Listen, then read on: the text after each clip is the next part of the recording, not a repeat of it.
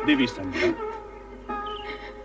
मैं वशिष्ठ ऋषि हूं। सृष्टिकर्ता ब्रह्मा जी ने मुझे तुम्हारे पास तुम्हारे क्रोध शोभ शमन के निमित्त भेजा। जब मेरे इष्ट देव शिव शंकर जी मुझसे कुपित हो गए हैं, तो मेरे इस जीवन का अर्थ ही क्या है? क्रोध शोभ शमन के उपरांत भी मेरे होने का क्या प्रयोजन?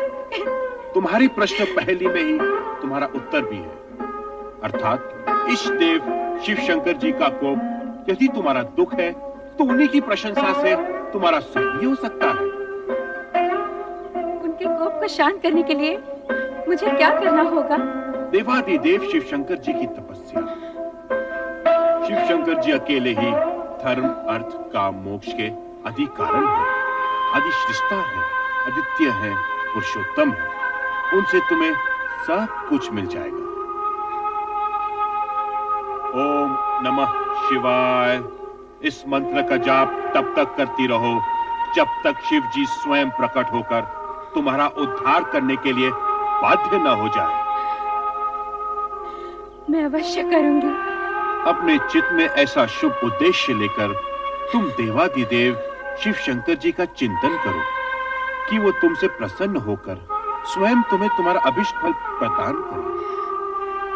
आपके मार्गदर्शन के लिए मैं अत्यंत आभारी हूँ।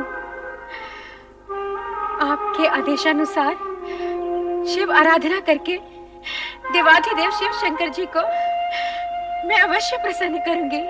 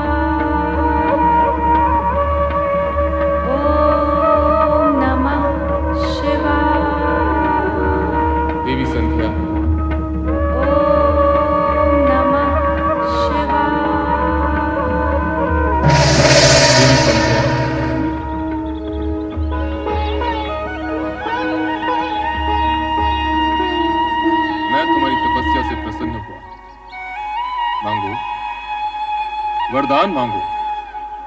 महेश्वर, यदि आप मुझे प्रसन्नता पूर्वक वर देने के इच्छुक हैं, और मैं उसे पाने के योग्य हूँ, तो मुझे 2 वर दीजिए। पहला वर ये कि संसार में कोई भी प्राणी जन्म लेते ही काम से युक्त न हो।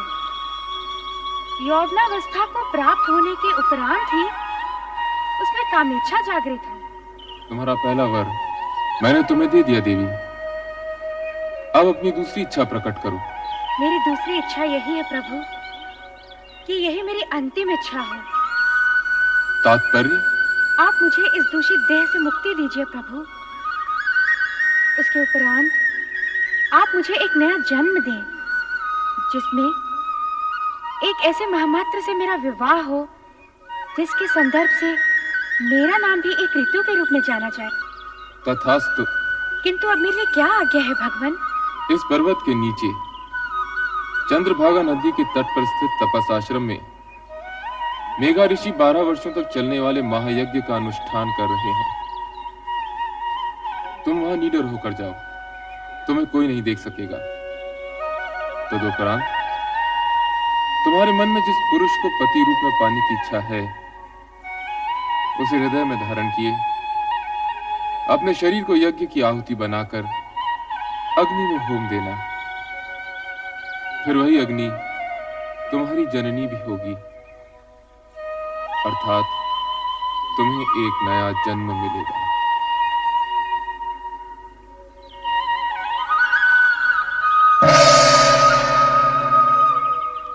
मेघा ऋषि, ओम आदित्याय नमः।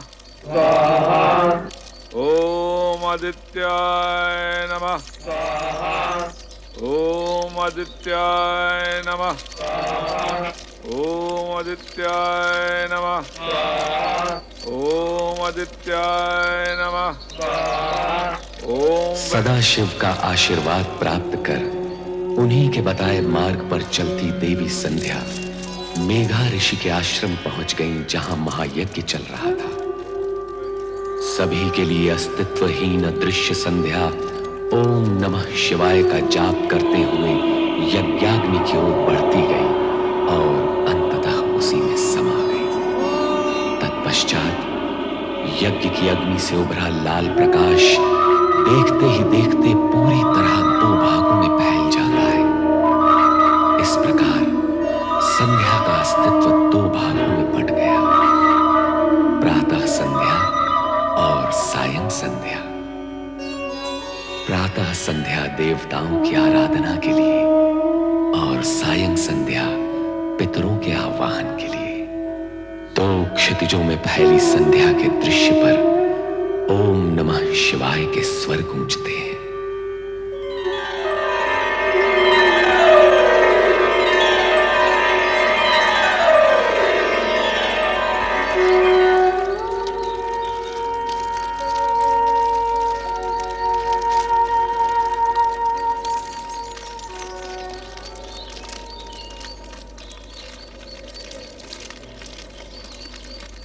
कौन है ये? कौन नारी है ये? प्रणाम ऋषिवर। कौन मायावी हो तुम? इस पवित्र अग्नि से प्रकट होने की धृष्टता तुमने कैसे की? क्यों की? क्या प्रयोजन है तुम्हारा? उत्तर दो। मैं आपकी पुत्री हूँ पितृवर, आपके आशीर्वाद की आकांक्षिणी हूँ। धर्म, नीति, मर्यादा और व्यवहार के नाते मैं तुम्हारे प्रणाम और चरण स्पर्श के लिए तुम्हें दीर्घायु और सदैव प्रसन्न रहने का आशीर्वाद तो दे सकता हूँ, किंतु अकारण पितृत्व का अधिकार नहीं दे सकता। भला तुम मेरी पुत्री और मैं तुम्हारा पिता कैसे हुआ? भगवान शिव की अनुकंपा और कृपा के कारण ही यह संबंध स्थापित हुआ है पितृश्रेष्ठ। कल्याणी, बार बार मुझे पिता संबोधित कर क्या तुम मेरे पितृभाव की परीक्षा ले रही हो? आप त्रिकालदर्शी हैं। आपको इस सत्य का ज्ञान तो अवश्य होगा कि मैं कौन हूँ, और आपको ये भी ज्ञात होगा कि आपकी परीक्षा लेने की क्षमता मुझ में नहीं है। हाँ भागे, क्या तू हमारे ज्ञान और जप तप को चुनौती देने आई है? नहीं पितृवर नहीं। पुत्री अपने पिता के प्रति ये दुष्टता कैसे कर सकती है? फिर वही प्रलाप, पुत्री पुत्री पुत्री, कब, कहां और कैसे प्रमाणित हुआ कि तुम मेरी पुत्री हो? दुर्भाग्य है मेरा कि अपने पिता के सम्मुख उनकी पुत्री होना मुझे प्रमाणित करना पड़ रहा है। यदि आपकी आज्ञा हो तो मैं कुछ निवेदन करूं? करो, किंतु मुझे पिता और स्वयं को पुत्री ना कहते हो। यदि मैं आपके तन से उत्पन्न होती तो तनुजा कहलाती, यदि मन से उत्पन्न होती तो मानसी कहलाती, किंतु मैं आपके उस पुण्य से उत्पन्न हुई हूँ जो शिव की आराधना के प्रतिफल में आपका अधिकार है पितृवर। मैं पुण्यजा हूँ पितृवर। शिव आराधना के पुण्य से प्रतिफल में प्राप्त पुत्री को इतना कुछ ज्ञान है, और फल की प्राप्ति करने वाले पिता को इस विषय में कुछ भी ज्ञान नहीं। यह आश्चर्यजनक है, अद्भुत है। यदि ये सत्य होता तो स्वयं शिव भगवान इसकी पुष्टि करते, स्वयं निर्णायक होते, किंतु ऐसा नहीं। अब ऐसा ही होगा। हे देवों के देव, मुझे उबारो, मेरी रक्षा करो। ऋषिवर की पुत्री बनाकर जो सम्मान आपने मुझे दिया, ऋषि के सम्मुख उसे स्वीकृति से प्रामाणिक करो। दया करो भोलेनाथ, कृपा करो। हे देवों के देव महादेव, मुझ पर दया करो, कृपा करो मुझ पर, मेरी सुनो, मुझ पर कृपा करो देव। हे महेश्वर, मुझे दर्शन दो। देवों के देव महादेव, मुझ पर कृपा करो। हे भोलेनाथ, मुझ पर कृपा करो। हे महेश्वर, मुझे दर्शन दो। हे भोलेनाथ, मुझ पर कृपा करो, मुझे दर्शन दो। मेरी सुनो, हे भोलेनाथ, मुझे दर्शन दो, मुझ पर कृपा करो। हे देव, मुझे दर्शन दो। भोलेनाथ, मुझे दर्शन दो। हे देवों के देव महेश्वर, मुझे दर्शन दो, मुझे दर्शन दो देव।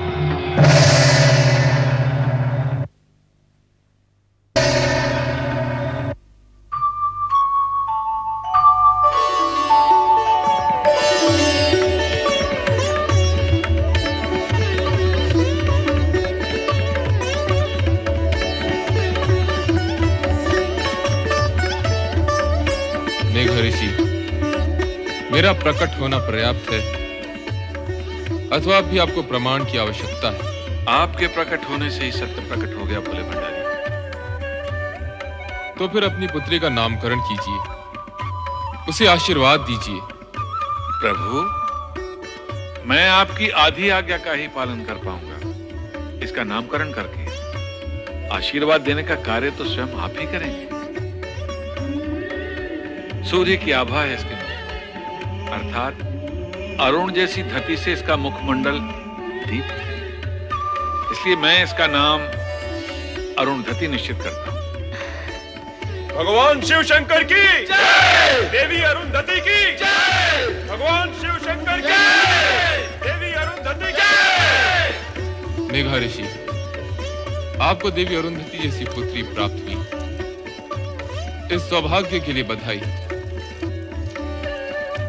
अब इसका विवाह सप्त ऋषियों में विशिष्ट ऋषि वशिष्ठ के साथ कर इसके नाम को अमरता प्रदान करें। जो भगवान शिव शंकर की जय, भगवान शिव शंकर की जय, भगवान शिव शंकर की जय। देवादिदेव भगवान शिव का वरदान पाकर अरुंधति का भविष्य प्रशस्त हुआ और उनके वरदान स्वरूप ही सप्त ऋषियों में विशिष्ट ऋषि वशिष्ठ के साथ उनका विवाह निश्चित हुआ।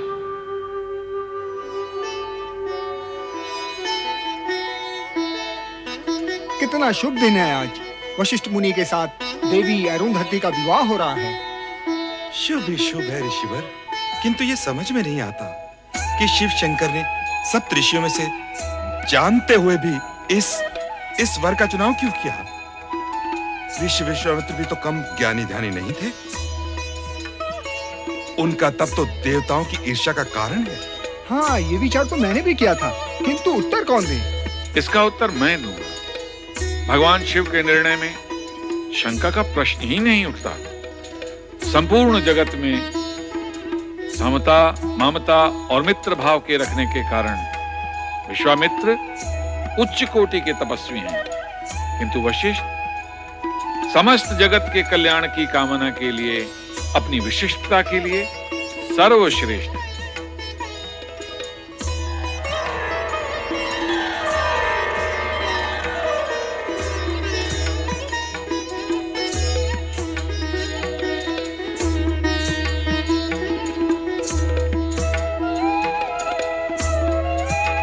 हे प्रभु, इस शुभ घड़ी में आपके आगमन की हम व्यग्रता से प्रतीक्षा कर रहे थे। ऋषिवर, पुत्री अरुंधति को मंडप में लाइए।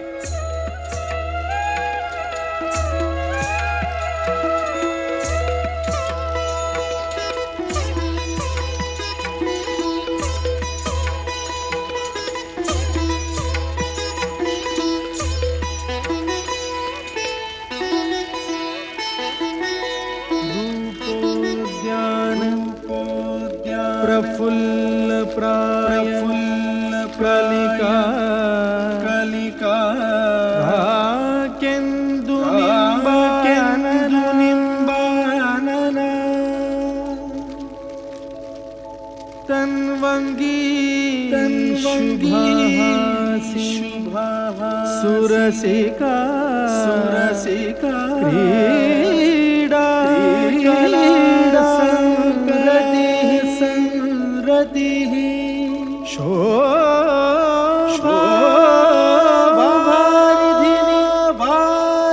मूल्यमणि लावण्यलीलामणि शंछायाभाषिणि मृदुभाषिणि मृगदृगी भूयात् सदा मंगलम्।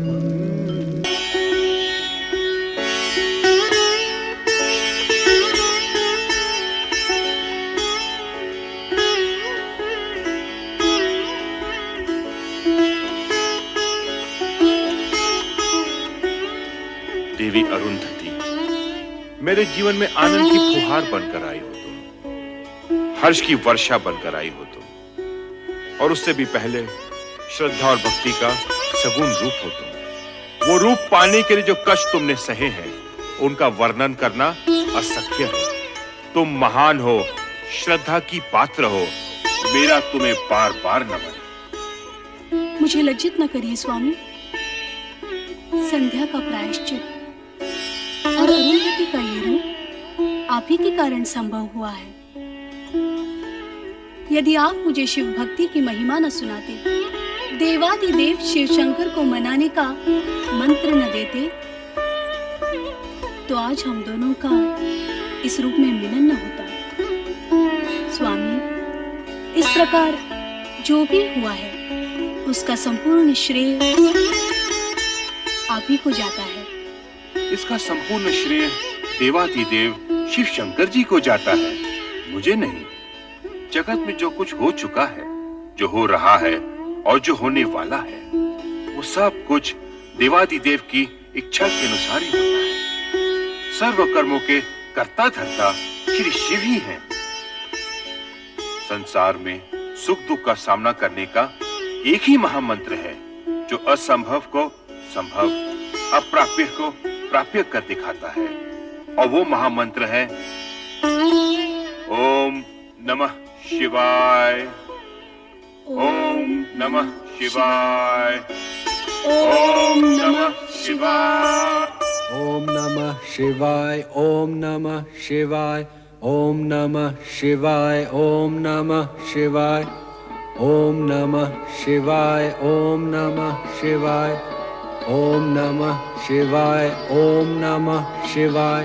ओम नमः शिवाय। ओम नमः। स्वामी, ये क्या हो गया है आपको? जब से आपने संध्या पर पुष्प बाण का प्रयोग किया है, इसी तरह खोए खोए से दिखाई दे रहे हैं।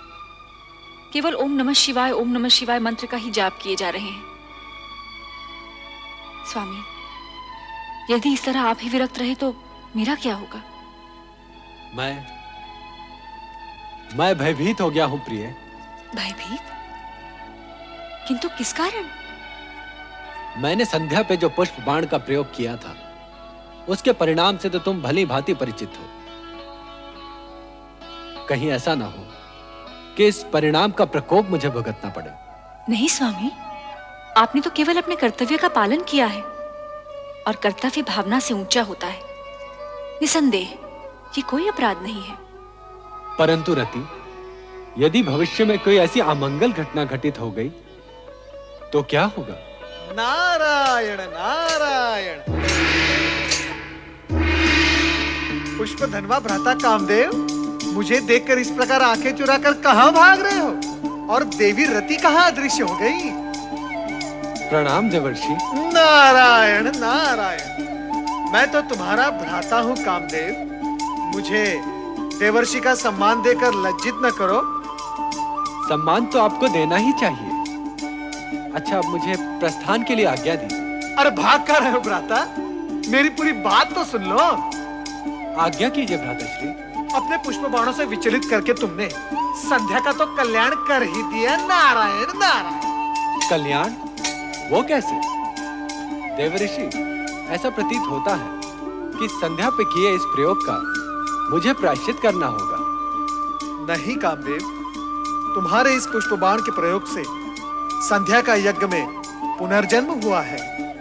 इस प्रकार संसार को 2 संध्याएं प्राप्त हुई हैं, एक प्रातः संध्या और एक सायं संध्या। आपके कहने का तात्पर्य ये है कि संध्या की रचना में मेरा भी योगदान है? निश्चित ही। केवल इतना ही नहीं, संध्या महासती अरुंधति के रूप में महर्षि वशिष्ठ की पत्नी बन गई है। भ्राता, अब अपने पुष्प बाणों का प्रयोग किस पर करने की सोच रहे हो? देवर्षि, मुझे ये चिंता सताई जा रही है कि कहीं मेरे पुष्प बाणों के प्रयोग से किसी का अनर्थ ना हो जाए। अर्थात ये कि अब मैं अपने पुष्प बाणों का प्रयोग सोच समझ कर करूंगा, जिससे भविष्य में मैं किसी विपदा में न उलझूं। भ्राता, व्यर्थ की चिंता न करो। वर्तमान तो उज्जवल है ही, और भविष्य चराचरपति शिवशंकर के अधीन है, और यही सनातन सत्य है। मेरी बात मानो। परमपिता ब्रह्मा ने जो तुम पर दायित्व सौंपा है, उसे अपना कर्तव्य मान पुष्प बाणों का उचित समय पर उपयोग करते चलो। यही तुम्हारा धर्म है और कर्म भी। नारायण नारायण। ओम नमः शिवाय। ओम नमः शिवाय। परमपिता ब्रह्मदेव की जय हो। ओम नमः शिवाय। आओ नारद, तुम्हारा स्वागत है पुत्र। देवर्षि, इस बार क्या समस्या लेकर आए हैं? समस्या नहीं, मन में एक प्रश्न लेकर आपके दर्शन के लिए आया हूं मैं परमपिता। तुम तो स्वयं साक्षात प्रश्न हो। तुम्हारे आने का अर्थ है प्रश्न सन्मुख आ गया। पूछो, क्या पूछने के इच्छुक हो? मैं अभी अभी भ्राता कामदेव से मिलकर आ रहा हूं। संध्या प्रकरण के पश्चात वे अत्यंत विचलित रहने लगे हैं। अब वे अपने पुष्प बाणों का उपयोग करने से भयभीत होते हैं। ये उचित ही है नारद। उस समय तो कामदेव किसी तरह बचकर भाग निकला, किंतु अब उसे बहुत सोच समझकर अपने पुष्प बाणों का प्रयोग करना होगा। कामदेव को विवेक से अपनी शक्ति का प्रयोग करना चाहिए। आप सत्य ही कह रही हैं देवी सरस्वती, परंतु कामदेव ने अपने पुष्प बाणों का जो प्रयोग संध्या पर किया था, वो तो शुभ ही रहा।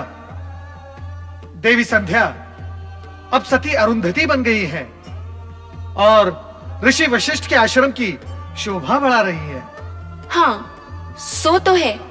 भगवान शिव के प्रत्येक कार्य का उद्देश्य उत्तम होता है, चाहे कुछ समय के लिए वो दुखदायी ही क्यों ना दिखाई दे। देवी, मेरे पहले प्रश्न का समाधान तो हो गया, परंतु दूसरा प्रश्न क्या है, वो भी पूछ लो। आपकी पौत्री, मेरी भतीजी दक्ष पुत्री सती बेचारी अपने पिता की इच्छा के विरुद्ध शिव आराधना कर रही है, उसका क्या होगा? शिव आराधना का परिणाम तो कल्याणकारी ही होता है। इस विषय में कभी कोई शंका मन में मत लाओ नारद। परंतु आप भ्राता दक्ष को समझाते क्यों नहीं कि सती की शिव भक्ति का विरोध करना छोड़ दे? ये असंभव है नारद। दक्ष अपना स्वभाव कभी नहीं छोड़ेंगे। अर्थात सती को अपने तप के बल पर ही पिता के विरोध का सामना करते हुए अपना अभीष्ट प्राप्त करना होगा। हाँ नारद, जो हो रहा है शिव की इच्छा से हो रहा है। तुम इस विषय में चिंता करना और प्रश्न उठाना छोड़ दो। ओम नमः शिवाय। नमः शिवाय। ओम नमः शिवाय। सर्वेश्वर भोलेनाथ, क्या मेरी आराधना में कोई त्रुटि रह गई है या आप मेरी धैर्य की परीक्षा ले रहे हैं, ये मैं नहीं जानती। किंतु स्वामी, आप मुझे शीघ्र ही दर्शन दीजिए। मेरी आंखें आपके दर्शन के लिए तरस रही हैं स्वामी, तरस रही हैं। ओम नमः शिवाय। शिव शिव शिव शिव शिव शिव शिव। ओम यहाँ तो किसी की परीक्षा हो रही है और किसी की परीक्षा और आराधना में विघ्न डालना उचित नहीं है नारद। चुपचाप यहाँ से निकल चलो। नमः शिवाय। नारायण नारायण। भ्राता दक्ष का महल तो सूना पड़ा है, कहाँ गए होंगे सब लोग? चलो नारद, भावज वीरणी के कक्ष की ओर, कदाचित वहां भेंट हो जाए। नारायण नारायण।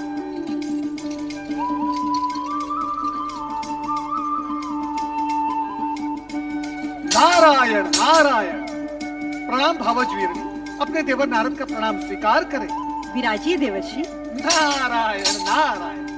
मैं आपके लिए केवल देवर हूँ, देवर्षि नहीं। और ये क्या भावज, आप चिंता में डूबी हुई हैं?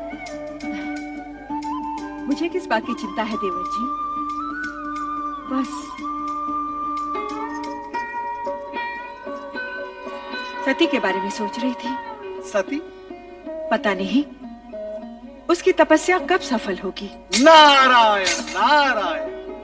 भावज, सती तो शक्ति का अवतार है। शिव जी को उनकी प्रार्थना स्वीकार करनी ही होगी। अब उनकी प्रार्थना स्वीकार होने में अधिक समय नहीं लगेगा। सच कह रहे हैं देवर जी। क्या आपको अपने देवर से असत्य की अपेक्षा है? मैं तो असत्य से भागता रहता हूँ और भक्ति और जन कल्याण के मार्ग पर चलता रहता हूँ। ये क्या भावज, आप फिर सोच में डूब गई? क्या करूं? आपके भ्राता और मेरे स्वामी का रूखा व्यवहार देखकर तो कभी कभी भय लगता है। उनके रूखे व्यवहार की आपने अच्छी कही। उनका तो जन्म ही परमपिता ब्रह्मा जी के पैर के अंगूठे से हुआ है। वो तो हर भली वस्तु को ठोकर मारने की सोचते रहते हैं। नारायण नारायण। और भगवान शिव जी का नाम लेते ही वो शिव शिव शिव शिव। भगवान भोलेनाथ उनको सद्बुद्धि दे, इतना ही मैं कह सकता हूँ। महाराज की जय हो। लो, जिनका नाम लिया वो पधार भी गए। अब मैं चलता हूँ। ठहरिए ना देवर जी, तनिक आप ही इन्हें समझाइए। शिव शिव शिव शिव शिव। क्या ये हठी जीव समझाने से समझने वाले हैं? नारायण नारायण। अरे नारद जी, आप? नारायण नारायण। भ्राता नारद कहिए ना भैया। आपके मुख से भ्राता शब्द सुनने के लिए ही तो मेरा आगमन यहाँ हुआ है। कहिए भ्राता नारद, कैसे हैं आप? तो चारों ओर भ्रमण करते रहते हैं। आपने हमारी शिव की धुन में खोई बेटी को भी कहीं देखा होगा। अब आप ही बताइए, क्या एक राजकुमारी को ये पागलपन शोभा देता है? आप उसे समझाते क्यों नहीं कि वो ये बचपना छोड़ दे? अब वो विवाह के योग्य हो गई है। नारायण नारायण। वो विवाह के लिए ही तो शिव आराधना कर रही है। क्या आप इतना भी नहीं समझते? उसकी आराधना सफल होगी, भगवान भोलेनाथ के साथ उसका विवाह होगा। इसमें आपको संदेह क्यों हो रहा है? नारायण नारायण। नहीं, मैं ऐसा नहीं होने दूंगा। मैं ये अनर्थ नहीं होने दूंगा। नारायण नारायण। भावज, आप क्यों व्याकुल हो रही हैं? होगा वही जो भगवान शिव शंकर को स्वीकार होगा। नारायण नारायण। मेरी सती का क्या होगा? क्या होगा मेरी सती का? मेरी सती का क्या होगा? मैं तुम्हें एक नहीं अनेक बार समझा चुका हूं कि सती को शिवाराधना साधना करने से रोको। उसे समझाओ महारानी कि वो अपने मन में शिव के प्रति इतनी निष्ठा भक्ति जगाकर अनर्थ ना करे। जो स्वयं अपने होने का अर्थ जानने के प्रयास में लगा हो, वो कोई अनर्थ कैसे कर सकता है? और रही बात सती को शिव की आराधना उपासना करने से रोकने की, तो स्वामी, आराधना उपासना निष्ठा ये तो मन की भावनाएं होती हैं, और भावनाओं पर भला कोई कैसे अंकुश लगा सकता है? ये सब कहकर तुम हमारी अवज्ञा कर रही हो महारानी। मैं ऐसी धृष्टता कैसे कर सकती हूँ? धृष्टता नहीं तो ये हमारी आज्ञा का पालन भी नहीं। महारानी, मां होने के नाते अपनी संतान का शुभ अशुभ सोचना तुम्हारा कर्तव्य है, तो पथ भ्रष्ट होने पर उसे उचित मार्ग दिखाना तुम्हारा धर्म भी है। आप संभवतः उचित कह रहे हैं स्वामी, परंतु हमारी सती ना तो कोई अशुभ कार्य कर रही है और ना ही वो पथ भ्रष्ट हुई है। वो वही कर रही है जो उसके ज्ञान के अनुसार उचित है। तुम्हारा तात्पर्य है कि सती इस योग्य हो गई है कि उसे ज्ञान अज्ञान का बोध होने लगा है? नहीं महारानी नहीं, तुम्हारी ये सब बातें बुद्धिमता का परिचय नहीं दे रही।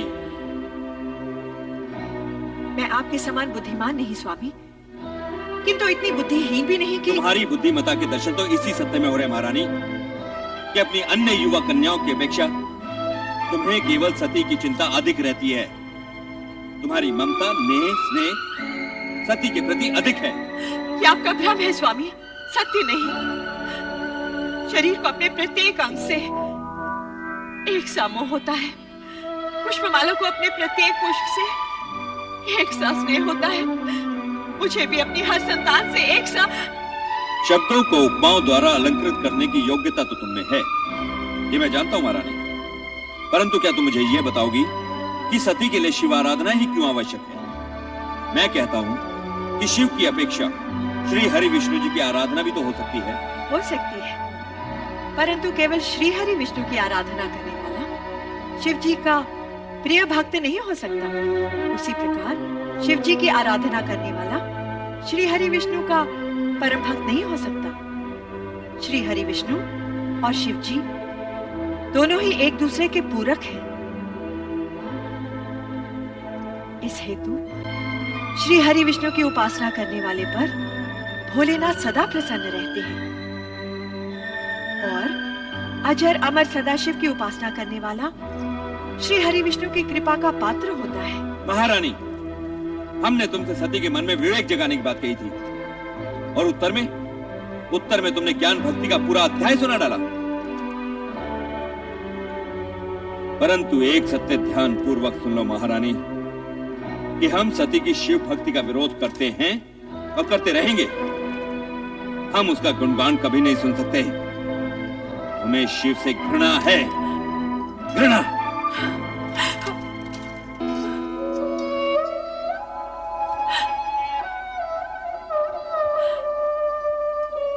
शिव से घृणा और स्नेह करना मनुष्य के वश में नहीं होता, वो भी केवल शिव की इच्छा पर ही निर्भर होता है। ओम नमः शिवाय, ओम नमः शिवाय, ओम नमः शिवाय।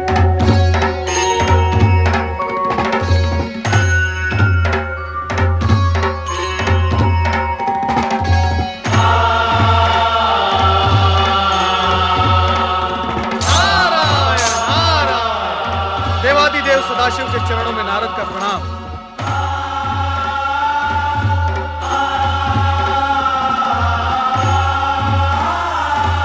आपकी साधना में व्यवधान डालना मेरे लिए उचित नहीं, किंतु विषय की गंभीरता और महत्व को देखते हुए मुझे धृष्टता करनी ही पड़ी। देवऋषि, जब आप स्वयं कह रहे हैं कि विषय महत्वपूर्ण और गंभीर है, तो आपने जो किया वो धृष्टता कैसे? अपने आने का मंतव्य बताइए। प्रभु, दक्षपुत्री देवी सती अत्यधिक व्याकुल और पीड़ित हैं। मुझसे उनकी ये दशा देखी नहीं गई और मैं आपके चरणों में चला आया। उनकी पीड़ा का कारण? नारायण नारायण, ये सर्वविदित है कि आप ही नटराज हैं, किंतु हे महेश्वर, नाट्य विद्या के प्रदर्शन के लिए यह समय उचित नहीं है। सब कुछ जानते हुए भी आपका अनभिज्ञ होने का नाटक देवी सती के कष्ट में और भी वृद्धि करेगा। आप तत्काल यह बताने की कृपा करें कि देवी सती और आपके विवाह के बीच भ्राता दक्ष का विरोध रूपी विघ्न जो आ रहा है, उसे विफल कैसे किया जाए, उसका उपाय क्या है? किसी भी प्रकार की दुविधा की स्थिति में नंदाव्रती कन्याओं की कामना पूर्ति का सर्वोत्तम उपाय है। हे देवऋषि, अब ये मत पूछ बैठेगा कि नंदाव्रत क्या है। हे देवेश्वर, आश्चर्य है, सृष्टि का भार स्वयं पर लिए हुए भी आप विनोदपूर्ण वार्तालाप कैसे कर लेते हैं? नारायण नारायण। देवी सती की आराधना का परिणाम क्या निकलेगा, यह जानना मेरे लिए तो असंभव है। किंतु हे महेश्वर, आपकी लीला आप ही जाने।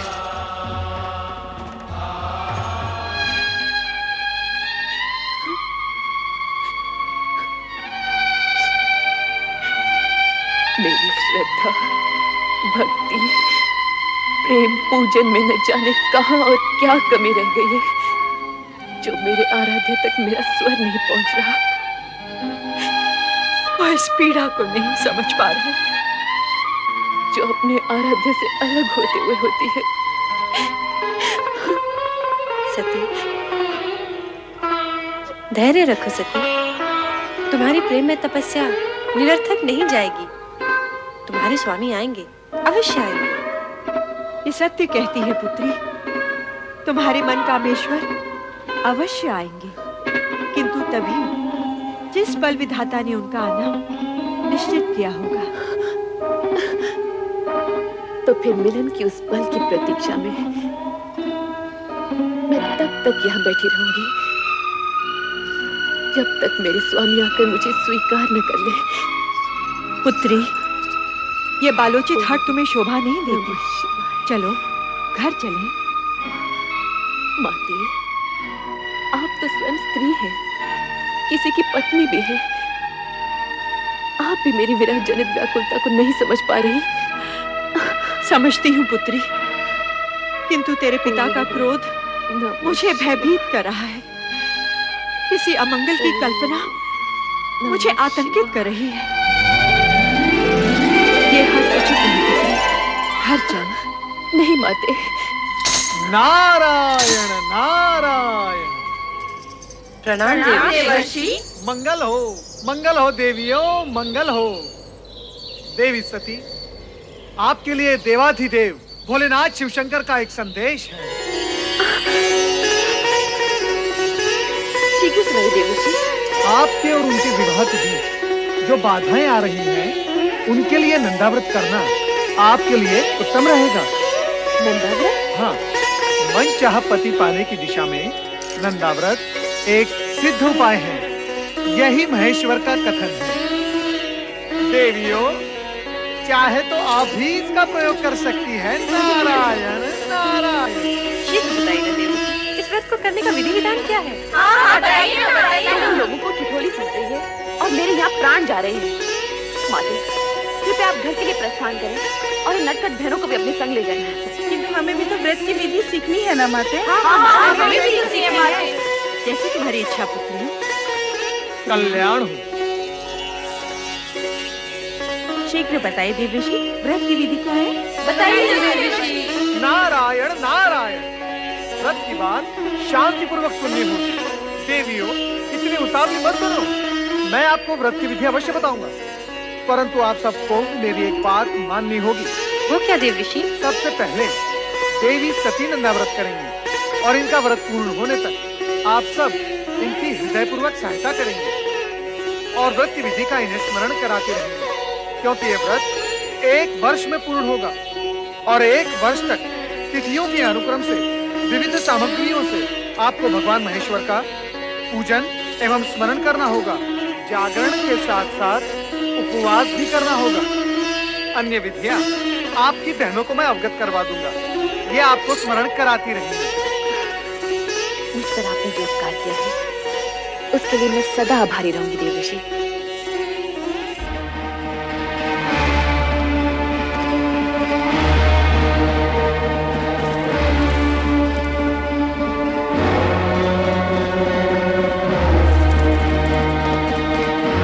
सुलेखा, सुलेखा, जी महाराज। तुम्हारी स्वामी कहाँ गई हैं? वो नदी स्नान को गई है महाराज। नदी स्नान? वो भी इस कुबेला में? नहीं नहीं, कदाचित वे राजकुमारी सती के साथ हैं। वो तो वहाँ नित्य जाती ही है ना। स्वामी नहीं आ गए महाराज।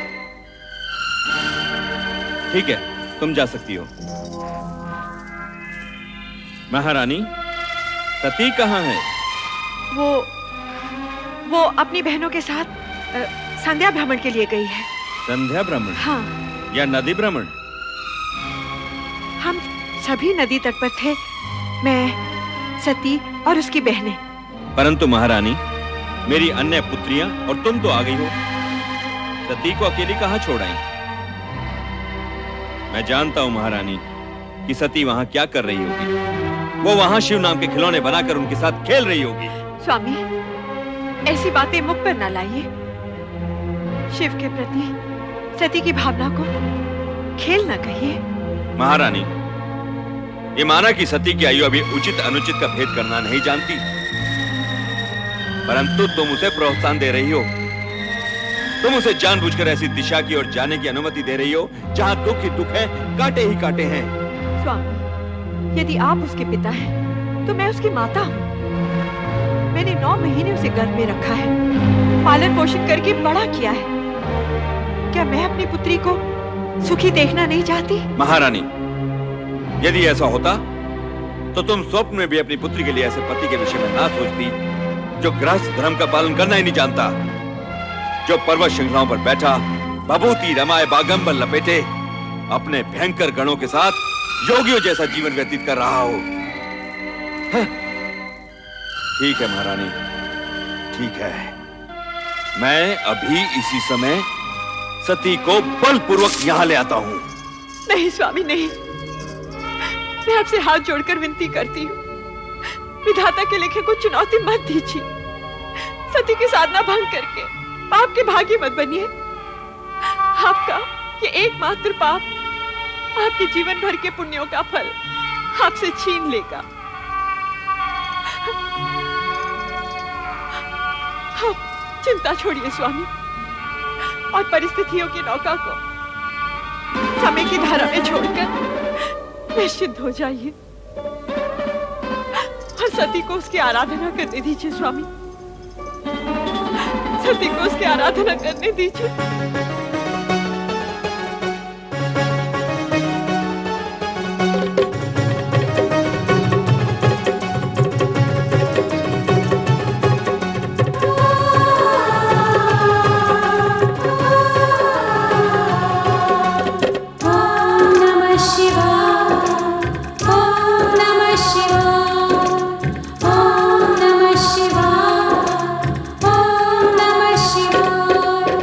नंदा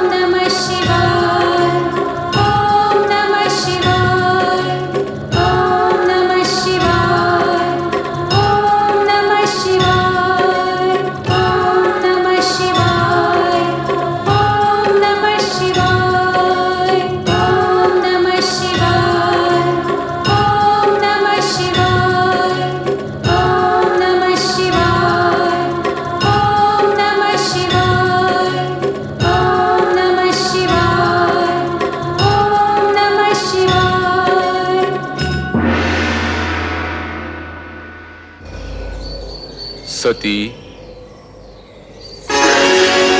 प्रभु आप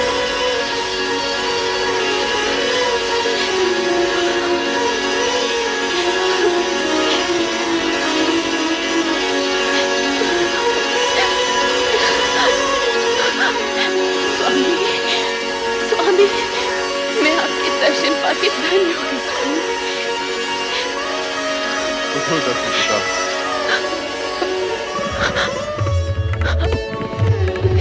समर्पण एवं निष्ठा भाव से किए गए तुम्हारे व्रत से हम प्रसन्न हुए।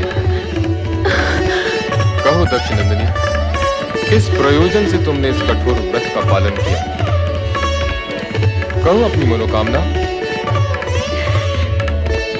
तुम अभीष्ट वर की अधिकारिणी हो। मुझे अभीष्ट वर प्राप्त होगा ना भगवान? अवश्य होगा। कहो दक्ष पुत्री, क्या इच्छा है? हे सर्वज्ञ सर्वव्यापी अंतर्यामी, मेरे मन का सत्य हमसे छिपा नहीं है।